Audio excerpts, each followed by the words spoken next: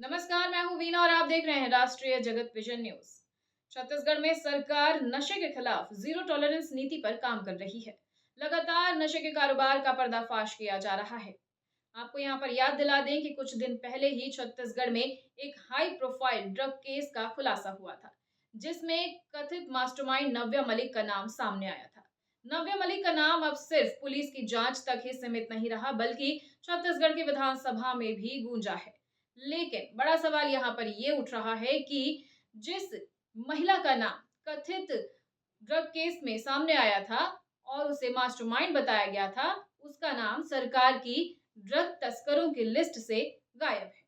देखिए पूरी खबर। सभापति ने मुझे एक ही प्रश्न पूछने के लिए कहा है, इसलिए मैं ये पूछना चाहता हूं कि ये 282 प्रकरण में ये नव्या मलिक वाला प्रकरण इसमें शामिल है कि नहीं, क्योंकि मैं खोज डाला इसमें नव्या मलिक का नाम नहीं है।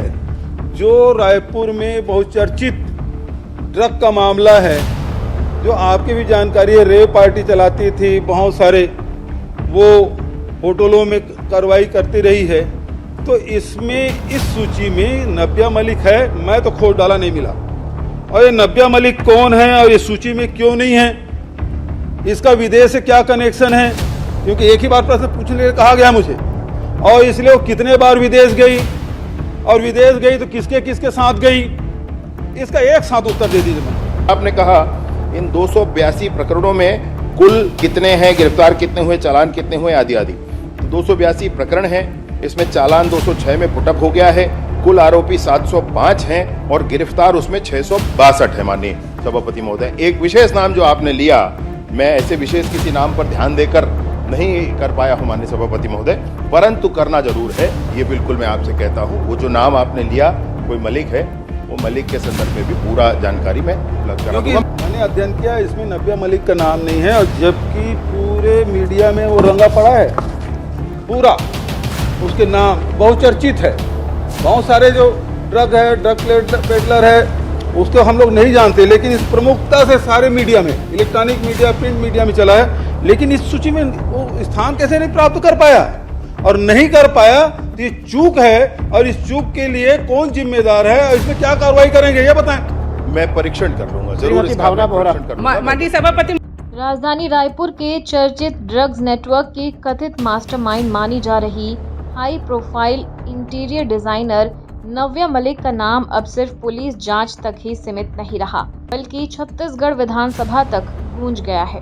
सबसे बड़ा सवाल ये उठ रहा है कि जिस महिला को पुलिस ने हाई प्रोफाइल ड्रग सिंडिकेट का अहम चेहरा बताया, उसका नाम आखिर सरकार की आधिकारिक ड्रग तस्करों की सूची से कैसे गायब हो गया। पूर्व मुख्यमंत्री भूपेश बघेल ने विधानसभा में मुद्दा उठाते हुए सरकार से इसका जवाब मांगा। उन्होंने कहा कि राज्य के सबसे चर्चित ड्रग्स केस की आरोपी का नाम सूची में नहीं होना ये गंभीर मामला है। इस पर गृह मंत्री विजय शर्मा ने जवाब देते हुए कहा कि नव्या मलिक से जुड़ी पूरी जानकारी सदन के सामने रखी जाएगी।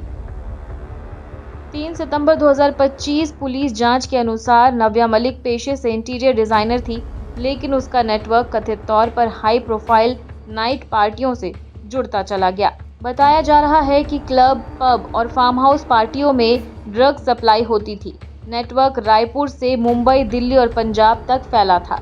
MDMA और हेरोइन जैसे महंगे ड्रग्स हाई सोसाइटी पार्टियों में पहुंचते थे।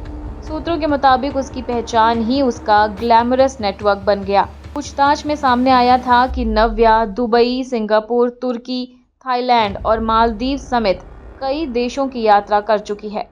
जांच एजेंसियां अब उसके विदेशी संपर्कों और फंडिंग पैटर्न की भी पड़ताल कर रही है। सूत्र कहते हैं कि नव्या की दोस्ती ड्रग्स लेने वाले अमीर घरानों के कुछ युवाओं के साथ भी है। ये लोग पार्टियों में ड्रग्स लेते थे। नव्या इन लोगों को ड्रग्स मुहैया कराती थी। बीजेपी नेता कहते हैं कि नव्या का नाता कांग्रेस से भी गहरा है। वहीं कांग्रेस नेता कहते हैं कि बीजेपी के राज में युवाओं को ड्रग्स दिया जा रहा है ताकि वे रोजगार की मांग ना करें। खैर, पुलिस सूत्रों के अनुसार व्हाट्सएप चैट और बैंक ट्रांजैक्शन से सैकड़ों लोगों के संपर्क सामने आए हैं।